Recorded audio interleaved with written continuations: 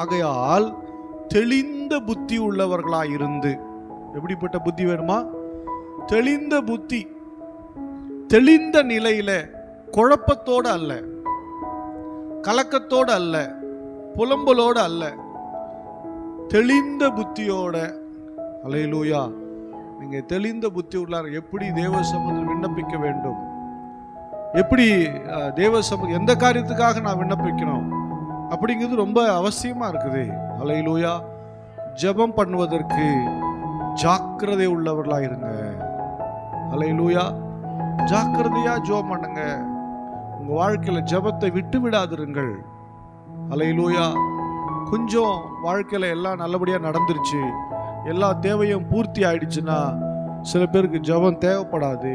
நான் சொல்றேன், ஜெபம் என்பது குறிப்பு சொல்லுகிறது இல்லை, தேவைகளை மட்டும் சொல்வது ஜெபம் அல்ல, தேவனோடு வாழ்வது.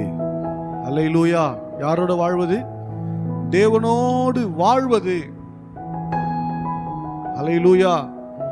தேவ சமூகத்துல அவரோடு கூட உறவாடுவது, அவரோடு பேசுவது, உங்கள் தேவைகளை மட்டும் சொல்வதல்ல.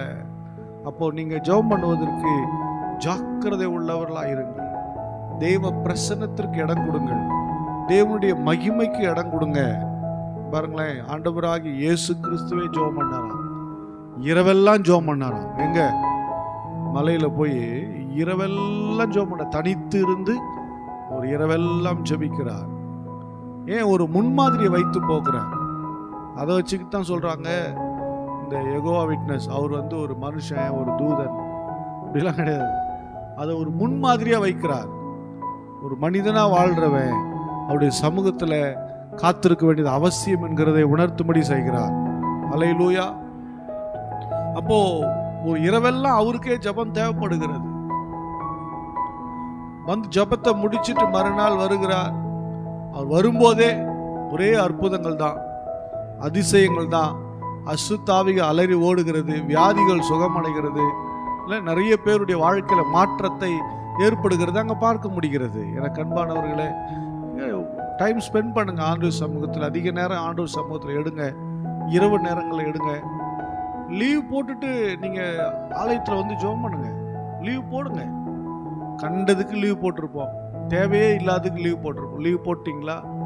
ஆலயத்தில் பல மணி நேரம் ஸ்பெண்ட் பண்ணுங்க. ஆலயத்தில் ஜெபம் பண்ணுங்க. ரொம்ப ப்ராப்ளமாக இருக்கா ஃபேமிலியில், நேராக ஆலயத்தில் உபவாசம் போட்டு ஜெபம் பண்ணுங்க. சில விஷயம் ஜெயிக்கவே முடியலையா, பர்சனலாக பாவ வாழ்க்கை விட்டு ஜெயிக்க முடியாமல் இருக்கா, ஆலயத்தில் முழங்கால் படிட்டு உபவாசித்து ஜெபியுங்கள். ஒரு நாள் ஃபுல்லாக செலவு பண்ணுங்க. செல்ஃபோன்லாம் சுவிட்ச் ஆஃப் பண்ணிவிட்டு ஒரு நாள் முழுக்க செலவு பண்ணுங்க. ஒரு நாள் முழுக்க நீங்கள் கர்த்தருடைய சமூகத்தில் செலவு பண்ணிட்டு பாருங்கள். மறுநாள் பார்த்தீங்கன்னா ஆச்சரியமாக இருக்கும். நிறைய காரியத்தில் கர்த்தர் வெற்றி கொடுத்துருப்பார், நிறைய விஷயத்தை கர்த்தர் மாற்றி இருப்பார், நிறைய சூழ்நிலையை மாற்றிருப்பார்.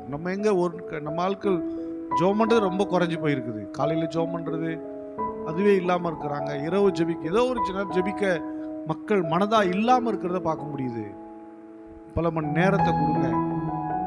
ஏன்னா ஜெபம் என்பது குறிப்பு சொல்வதல்ல, தேவனோடு வாழ்வது. அல்லேலூயா.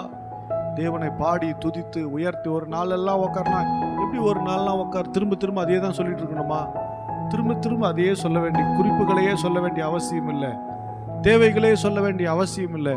ஒரு நாளெல்லாம் தேவனை ஆராதியுங்கள், பாடுங்கள், உயர்த்துங்கள், வேதம் வாசியுங்கள், அதை தியானம் பண்ணுங்க, நன்றி சொல்லுங்க. இம்மட்டு நடத்துறதுக்கு நன்றி சொல்லுங்க. உங்கள் அக்கிரமங்களுக்கு இன்னைக்கு தேவசர் மன்னிப்பு கேட்டு உங்களை மனம் திரும்பி சீர் செய்து கொள்ளுங்க.